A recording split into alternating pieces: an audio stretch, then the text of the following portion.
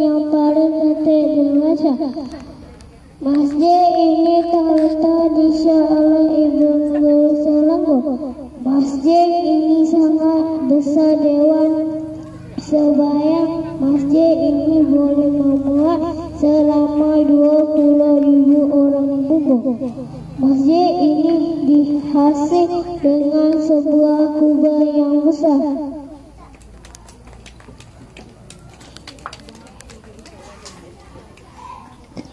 Terima kasih. Dan kawan-kawan, nama saya Muhammad Aziz bin Haris. Umur saya 6 tahun. Saya dari kelas Strawberry. Tajuk cerita saya ialah Hayang Sari dengan Seibu Teri.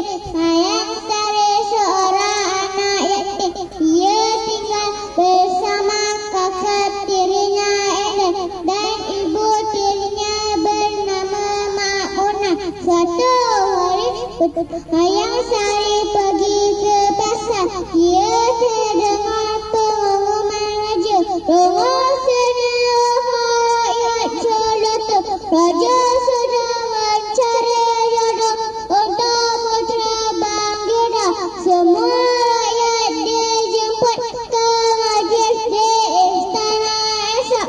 Pada orang suruhan raja itu, Hayang Sari balik ke rumah dan meminta izin dari Mak Munah untuk pergi ke majlis di istana esok.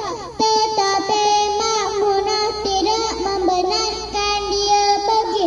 Keesokan harinya, Mak Munah dan Edo pergi ke istana dengan harapan putera raja akan tertarik padanya.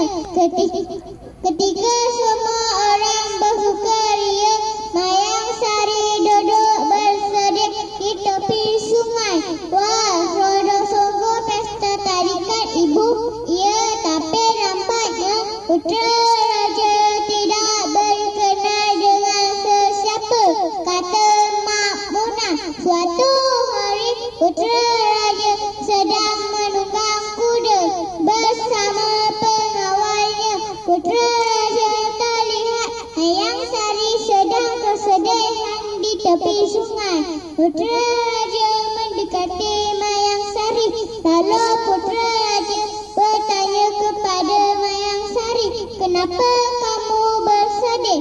Hayang Sari pun menceritakan kisah hidupnya. Lalu putera raja terpikat pada Hayang Sari dan berjanji akan membawa Hayang Sari ke istana dan menjadi permaisuri putera raja. Sekian, terima kasih. Saya ada dari Syaziq. Seterusnya ada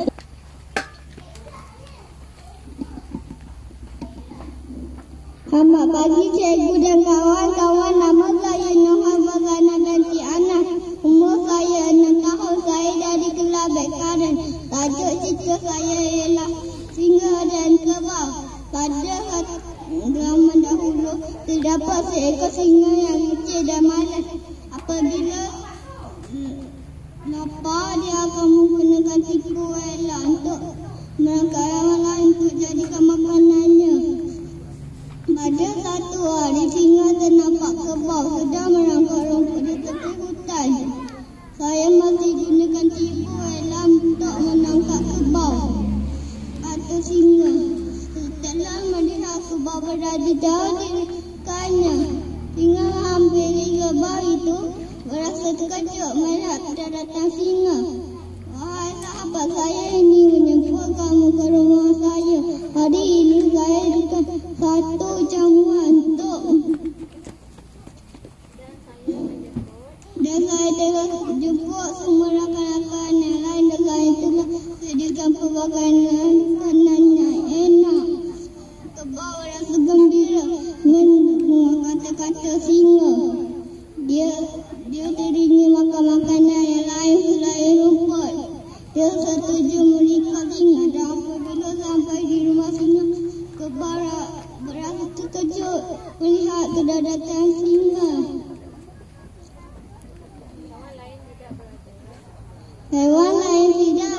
di rumah singa, melainkan kebab varian.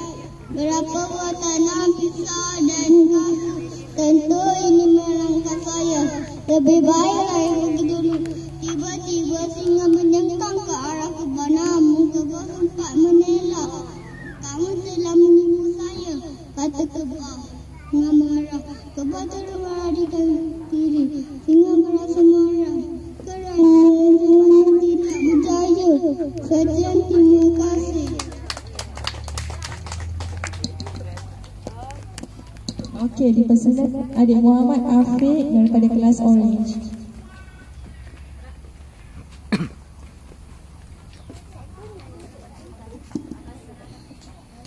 Selamat pagi cikgu dan kawan-kawan. Nama saya Afiq Adrian, umur saya 5 tahun. Saya dari kelas Orange. Kita tajuk saya ialah dua sahabat baik dan beruang.